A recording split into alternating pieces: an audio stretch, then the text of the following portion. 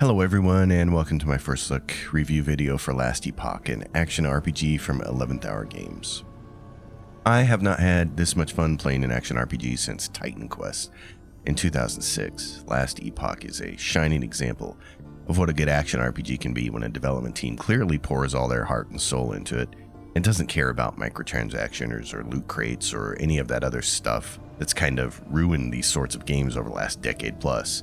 The graphics are really good, the sound effects are fantastic, the classes, subclasses, skills, passives, specializations are all really well done, and the game is just a blast to play. If you don't watch any further in the video, my recommendation is you should go out and buy this game if you like action RPGs. This is the game to have. So what I want to do with this first look / review of the game is walk you through a little bit of the features and do some gameplay and talk about everything I've experienced so far, because it's frankly been really awesome. You can see that there's two different versions of the game, play online or offline, two different modes. I have a short 4-minute video on how to deal with the modes. So if you want to know more about that, just go watch that one, because there are multiple modes in the game as far as online, offline, difficulty, and cycles and legacy and all this other stuff. So go watch that. We're going to play online.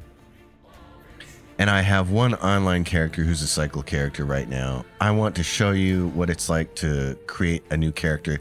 You're going to choose cycle or legacy. Cycle is basically a season. It's going to last 3 to 4 months. You have to create new characters to play in the cycle. And then at the end of the cycle, the characters automatically get moved to the legacy box, basically, where you can play those anytime you want to. I just want to show you some of the classes. There are 5 classes to start. There's a fighter who has several different subclasses. You can see Void Knight, Forge Guard, or Paladin. Then there's a Rogue who can be a Blade Dancer, Marksman, or Falconer. You can kind of get, these are masteries that you get at level 20. This is when you get to pick your subclass. And this is the only thing in the game that you can't undo is your subclass choice. Everything else can be respec'd, which is really cool. I want to play this class. I want to play Blade Dancer. Over here you have a Primalist, basically a true Druid. Beastmaster, Shaman, Druid are the subclasses. They all have different things. They're very specialized. It's really cool. And this is the meta right now. If you've checked the leaderboard, everybody's playing a Lich. So it's your Acolyte, Necromancer, Lich, Warlock. What I've been playing is a Mage, of course, because you all know me. I love playing a Battle Mage, and there is one in the game, and later on it gets ridiculously powerful. I found somebody online who put together a build that's basically what I wanted to do, and it was really awesome watching them do things. So the Spellblade gets these special skills that have to do with their attack. You can actually, later on, you don't have to be just a staff and offhand guy. You can actually dual wield blades and become a true battle mage. It's pretty awesome. So we'll talk about that. So we're going to enter the game and we'll play it a little bit. And what I want to do is walk you through skills, passives, and specializations, because those are kind of the cool things. And in fact, we're going to go to settings and we're going to do social, and we're going to disable chat for the moment because we don't need to worry about that. So under your skills and specializations, these are the things that you unlock as you go. These are the mage ones, and these are some additional ones. And then here's the Spellblade specializations, because I've started to get into the Spellblade. This is really cool. Let's go back to here. These are your passives. I started out as a mage, and then of course you get to pick your specialization at level 20. And as you work your way across here, this is set up so darn good, and this is what makes it feel like Christmas every time you level up, is getting to do your build and choose this way. As you put points into this gold bar goes across, and as it reaches certain milestones, you unlock new abilities. Disintegrate, by the way, is a blast. We'll show that off. Volcanic Orb, Focus. These things really help you with your build as you go along. They do different things, like Arcanist. This gives you some more fire resistance, lightning resistance. This does more damage. You get up here, you unlock it at 20 points, and you get to pick your one of your 3 subclasses. Now, you can still put points into the other skills and the other subclasses all the way up to the chain. You're locked out of these because you need to specialize in these in the Rune Master. But I've been told that you can actually put points into this part before the chain. I'm just trying to get up to Spellblade because right here, Gemini, you can dual wield melee weapons by equipping a sword in your offhand, and you take more damage while dual wielding. This plays in really nicely with a particular skill here when we get up to, I think it's here, this cold steel. Shattered strikes, critical strikes deal more damage per equipped sword. So if you have 2 swords, one in each hand, ooh, suddenly you got something really cool. This is a really neat thing. The way they've done this, as you level up, you unlock these spots at these levels, and you can take a particular skill and specialize in it. Now, at any point in time, I can use static or I can use snap freeze, and I will get that basic skill and I'll just be able to use it. But if I really want to focus on it and make it a part of my permanent build, that's when you specialize it up here. And of course, there's tons of nodes, and so you can just see how there's all this different ways to build things. I've specialized in fireball because it's particularly fun. It's one of the earliest things you get, so why not specialize in it early so you can put more points into it? Well, you can see how down this branch down here, a lot of this has to do with piercing and critical hits. So piercing means it'll pass through a character and hit the character behind it as well. So now you can start hitting more enemies at one time. And then you get up here and I can do fire spray. So now I can shoot 3 projectiles out instead of 1. And then I can even change that further on, which I did, and turns it to embers, which means that instead of the fireballs splitting off in 3 different directions in a cone, now they all fire together in a line like a machine gun. And so you could see all the different ways you could do something really creative with something as simple as a fireball. It's absolutely awesome. And it makes the game so fun to play. So it's last epoch. We're at the end of time. You can see up here the gold means we got a quest. The blue ones are also quests. So what has happened is there's a story in here where you're going to be cast across different different eras. So the divine era, the ancient era, the imperial era, which is where we're going to go. And in fact, we're going to go to, let's see. Oh, how do we get there? Oh, did we not unlock this thing? Oh, that's a bummer. So the star means that there's a portal that you can, and the waypoint is locked. So we have to get in there. It's the imperial era. Okay. How the heck? The Shining Cove. Okay, I wasn't looking at the right spot on the map. You can see it's really far out here. There's a whole bunch of areas. So we're going to go down here. This is where we need to go, is the Imperial Well. A Study in Time is a quest here, and the Immortal Empire is also a quest here. So we're going to go show you some of the actual gameplay. It's been a blast. I've had so much fun playing this. I also want to show you how they're doing your skills, because I think this is really important. So on your quick bar down here, you got 4 skills plus a 5th one on your right mouse button. So you can't use all your mini skills all at one time. You really have to focus on what are the ones that you want to use for your build. I have a ranged one, which is I've invested in Fireball, but there is also this really cool one here, Disintegrate. Let's do this. I mean, it's a laser beam that does fire and electrical damage. And then while it's doing it, you can see how my mana goes down on the right-hand side. It's incredibly awesome, but since I haven't specialized in it, it's the Fireball instead. And you can see how it also does. My mana goes down. So we're gonna kill some guys up here before they can even get to us. That thing right there is this attack, Shattered Strike. It's on my right mouse button. And this is your melee attack if you go with the blade. But there's also another melee attack here. It's a really short one. The reason why I have this up is because this attack over here, you can see it eats mana really fast, and this attack here will get mana back. So a melee attack that hits all enemies in the area in front of you, returning 15 mana if it hits an enemy. So it's a really effective way to really quickly get a whole bunch of mana back. And then there's a teleport right here that I use that uses some mana, and it's really great for dealing with bosses. So we're going to wander up in this direction and go try to fight some guys. This attack also has some freezing going on it.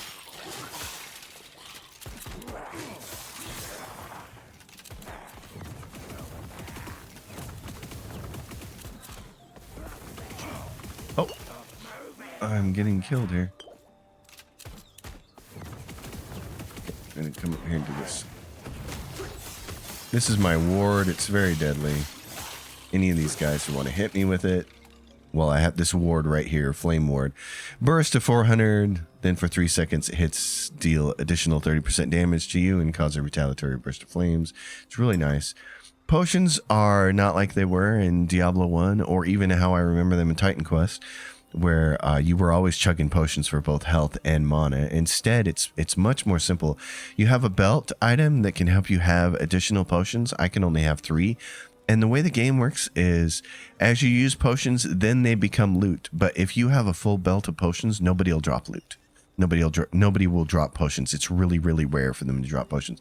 But as soon as you use one, then they'll start dropping them in place of what I imagine is other loot.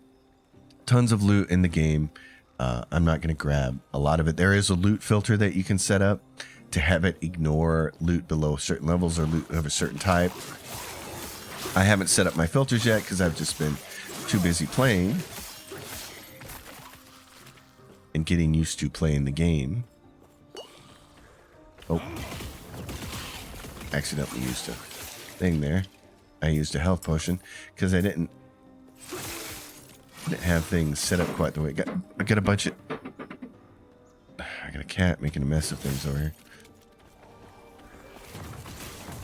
So ranged attackers. I like that I can run around like that. It automatically picks up money, which is nice. It picked up a potion there, which is great. We have to go into here, the Great College, for the quest. So we're going to do that. So this will be... I've showed you the basics of the whole entire game, and now I'm just going to play for a little while and do some gameplay. There's also crafting. I should show what this is. You pick up all of these materials as you're going, all these various crafting materials. And then to craft something, you have to first choose one of these items. This is a Glyph of Hope. Modifies the outcome of craft, granting it 25% chance to have no forging potential cost. Every item has forging potential on it. So you can see it's got 26 forging potential. And as you do some sort of crafting on this thing, it uses up the forging potential. So you add a modifier. I could say, well, here are the modifiers that are already on it for which I have craft items. There's a melee void damage. There's a freeze rate multiplier, and there's a damage over time because I have these prefixes on this staff. So I could sit here and I could say, well, I want to upgrade the freeze rate multiplier. So it does that. It costs 1 to 12 forging potential. So if it costs 1, that'd be great. If it costs 12, we're not going to be able to upgrade it anymore. So you upgrade your affix, and it costs, what did it cost? It cost like 3 or something like that. It didn't, oh, -3? Yeah, great. Awesome. So, and then if you wanted to continue modifying it, you know, add melee void damage, we could do that. And that used a whole bunch. That went from 23 to 15. I have to pause there to cough because I'm under the weather. You can probably hear it in my voice. But so that's the major stuff of the game that I wanted you to all see, is how this is done. Like here, I have a point now to use in this. I've gone over in this direction. I'm getting set up to do cold steel for later. There's also this absolute bet 0. Shattered strike deals more damage but has reduced attack speed. The extra damage has been nice. Cold presence, shattered strike hits deal more damage to enemies at high health. This is part of the build that you want to do. This is great for bosses and things like that. So I'm going to get over in that direction. You can see this little node right here. It requires 2 points for connection. So as you're doing these things, some of these you'll see, there are a couple of places where on different builds where you'll need to do this one. You need 2 points over here and 2 points over here before you can get this node. So that I love the way they do this. This is so easy to understand. Like here, it requires 3 points in this skill before you can get access to this one. So it's great. We're going to poke a point into there, and then we're going to go forward.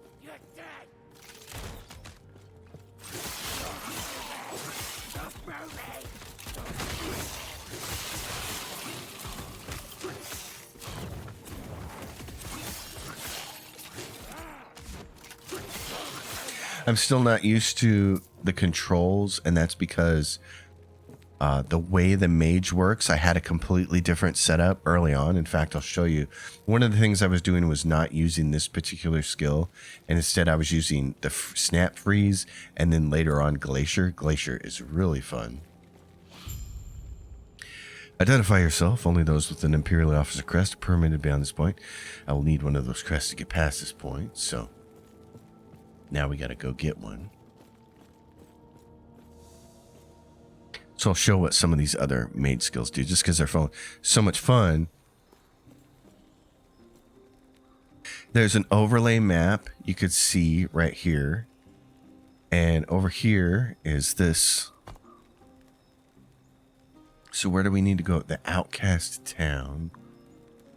Okay. An introduction to crafting. I don't need to do that. What else do I need to do? Let's see. So if I have the map overlay, you can see where I got my cursor down here. This is one of the teleport spots.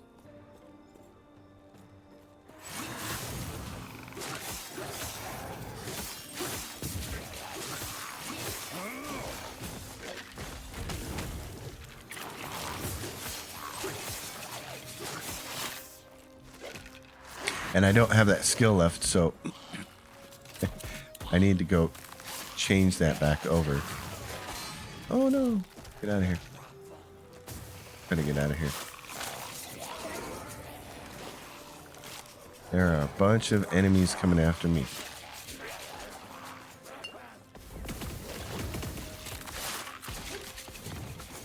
Oh, firing the wrong way. I want to get this back.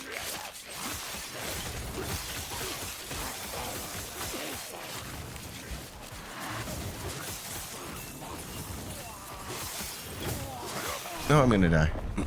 So there you go, there's death. You've been slain by an immortal scorch.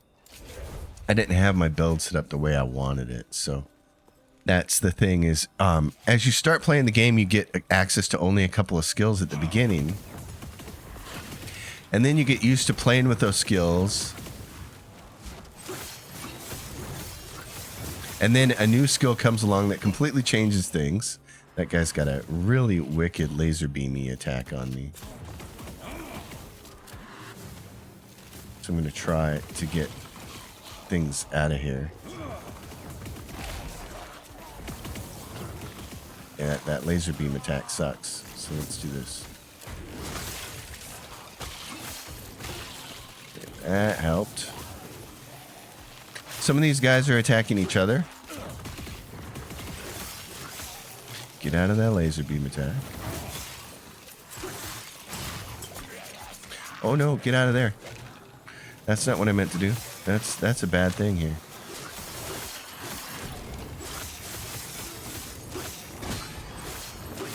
When you hear that noise, it means that your armor has been rendered.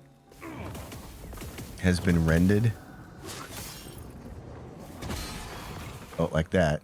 He died. He sacrificed himself to try and finish me off. So you do want to collect as much loot as you can and go back to town and sell it. And of course, all the various pieces of money. So it says, introduction to crafting, use the forge in the outcast camp and a study in time. Travel to the ruined era to investigate the great college in the ruins. The ruined era. Okay, so we need to travel here to the ruined college. Okay, we're gonna go there then. This is where, so this node doesn't have a star in it, so it means that it doesn't have a teleporter in it, so you got to go to an adjacent one and go in. If you get to here and unlock the teleporter, then it becomes blue. So that's how that works. I mean, it's a blast to play. That's the main thing I can say about this, is it's just really fun. We can see there's a door up here when we bring up the map overlay.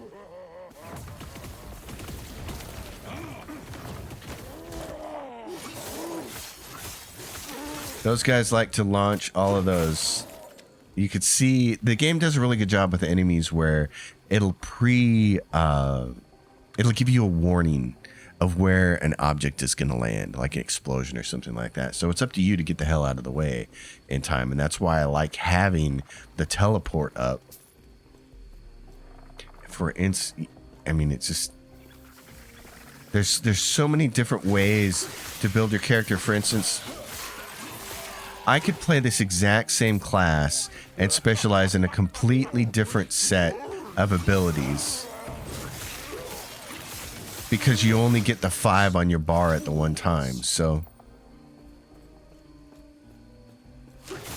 occasionally it pays to come up here and hit stuff.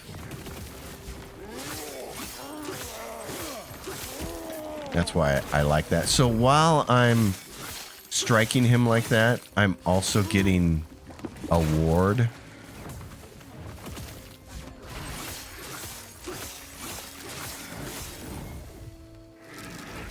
So this is where I need to get points back. So you can see that, I hope on the video, that it shows up where I was down on mana, and so I started slamming mana strike so I could get it all back really quick. That's why I like this. There's a different ability here, this one, Focus, where the objective of Focus is you're supposed to hold it down for a second, and then for a little while, you have fast mana regen. But I still don't really understand this. It says hold the ability to channel. While channeling, you have 100% increased mana regen and gain 10 ward per second. After channeling for exactly 1 second, you gain a burst of 40 mana and ward. But it doesn't seem to last very long, and I don't want to have to keep pressing it over and over for 1 whole second. So I just feel like the most efficient thing to do is mana strike, but it might not be. Like I said, I'm just now getting into the game. You can see how it's passing through them and going beyond them. So that's why I've got penetration on my fireball, so it does that. It's basically a machine gun. It's awesome. And so then I can come up here and I can take my ward, and they all kill themselves because I put this up. Flame ward is awesome. I really like having that as a defensive option. And then, of course, a ton of different weapons like this. Things that will leech. So this is going to 5.9% of melee damage is leeched as health. And then it's going to do bleed. Really cool. What the hell is going on with my...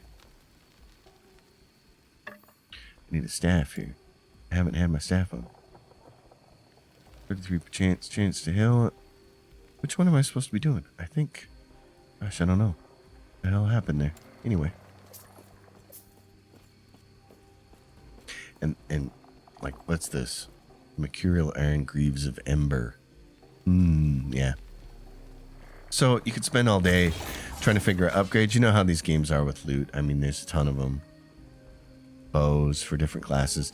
And that's where it comes into the shared stash thing, which my other video kind of talks about, where if you find something really cool for another class, as long as you have an online character, they'll have access to the shared stash. If you're playing offline, those characters have their own stashes, and they can't use the shared stash. So if you find something awesome for an alternate character, it won't get used on an offline character or solo challenge. If you're also playing online and using a solo challenge character, same situation. They can't do anything with that. So we're here. Travel to the ruined era. Okay.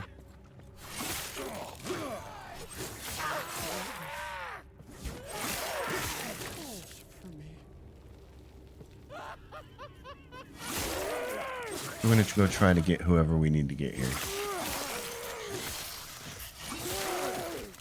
And then I'll end this video, but this is what I wanted to do for the first look, so that you get a chance of what the actual gameplay is like.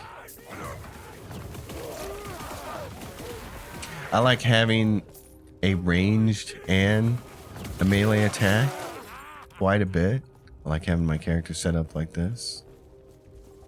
I mean, when I saw that there was going to be something akin to a battle mage, a spell sword of some kind, I was like, oh, hell yes. So there it is.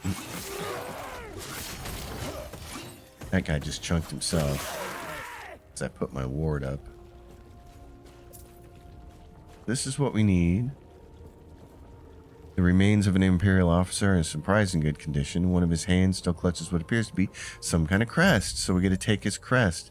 And now we got to defeat the Imperial commander. So that's the ruined college. We got to go back to this era. The Imperial Wailerin. So you can see how you're jumping around between different epochs and different parts on their map. And the maps are much bigger than they think. And travel back to the Imperial era and return to the sealed door in the Great College of Wailerin. So, there's the Great College. We got to make our way over to there. So let's see if we can.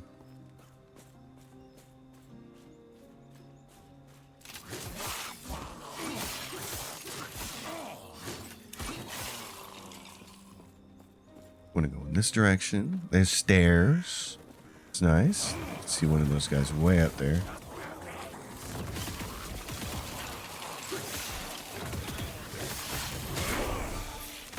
And we made a level. Oh, get out of there.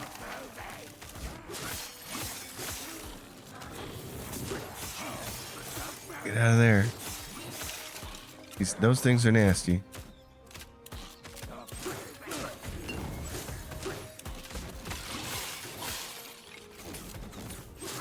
Gotta get up on him. So I'm still learning this build, as you can see.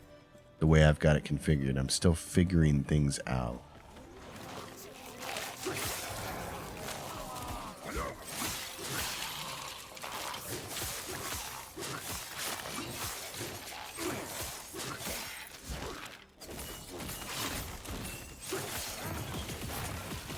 The machine gun.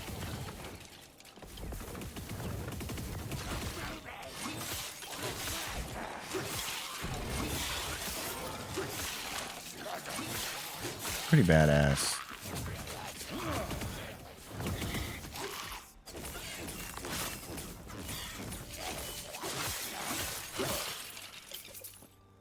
So you can see, it's just fun. I want to see how much more of this I can get done.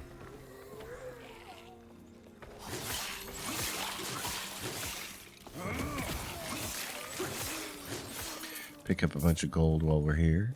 Here we go. Here's the doorway. So where are we going? The Great College. We have to go to the Great College and then we're going to come back and get this guy. Okay. We gotta defeat this commander. So here we were.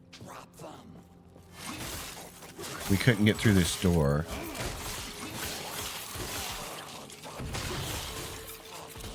They sound a little bit like Gollum.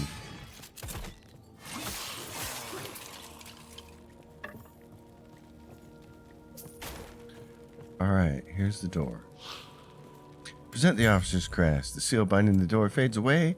The sounds of hummusk fleeing to the upper levels can be heard above. But now we move on. Defeat the Imperial Commander. Hopefully we won't get roasted. I need some equipment with more mana though.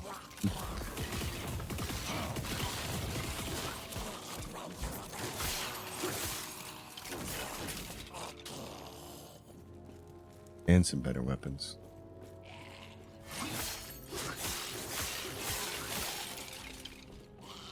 Look at you uglies. Assassin's bearded axe of the coven. Fun.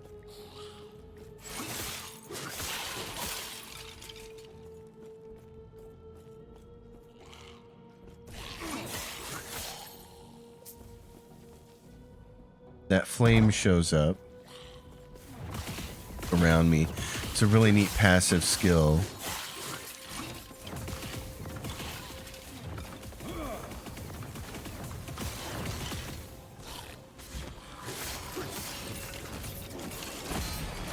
Whoa.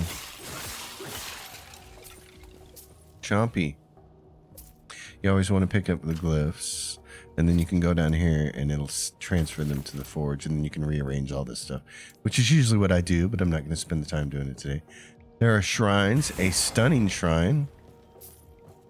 So while you have this on, go kill some bad guys.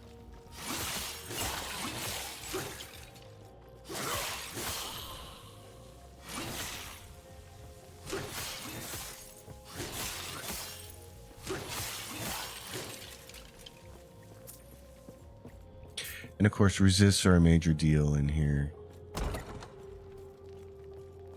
Imperial Wellerin, he's down there.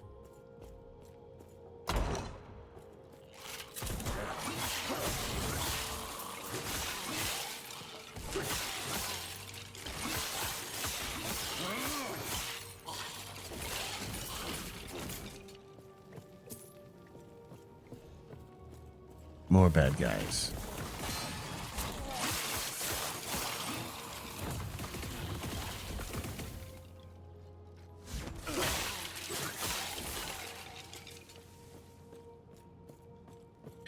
Where do we have to go there, Johnny? Oh, over here.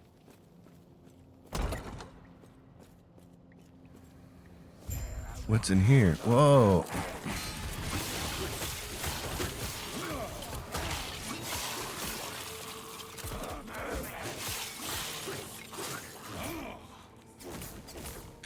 Wow, that was eventful. Okay. What do we have over here? We got something. Oh, a book. This will tell you some of the story in the game. The Emperor's gift is spread thin. So.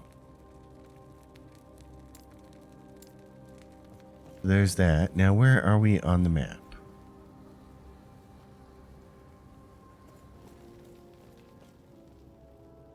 Return to Ansel at the outpost camp. Okay, so this guy, are we not able to get down? Oh, those guys, that's the lower level where we started at.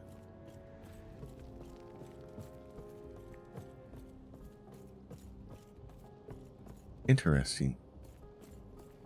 So now we just need to return. Oh yeah, we're not there.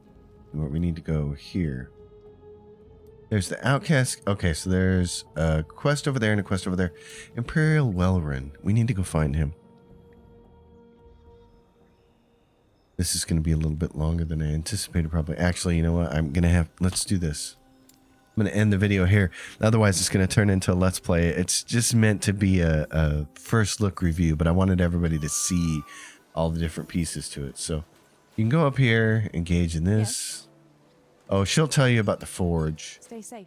The other one is in this direction. Loads of characters. You can turn off the character names so you don't have to see these nuts and all that other kinds of stuff that's garbage. So what do you want? You stopped what the Imperials were doing in the Great College? Excellent work. Guess that's on me for doubting the Queen. You have my things. So you get this. Here's your rewards. You get passive points. So I can come in here and I can put more points into my Spellblade, which I'm going to do. You also get into this. We didn't get points for that. So go back here and look at this. 2 unspent points. So I'm going to keep working my way over to this to get the Gemini.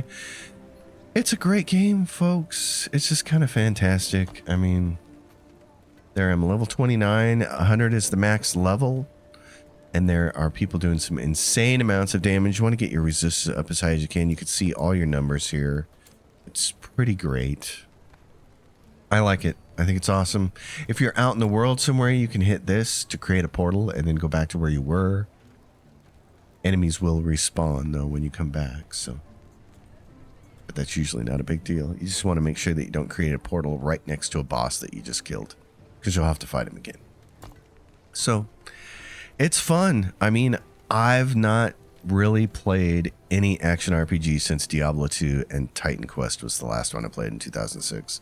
And then this genre kind of started to move in the area of live service,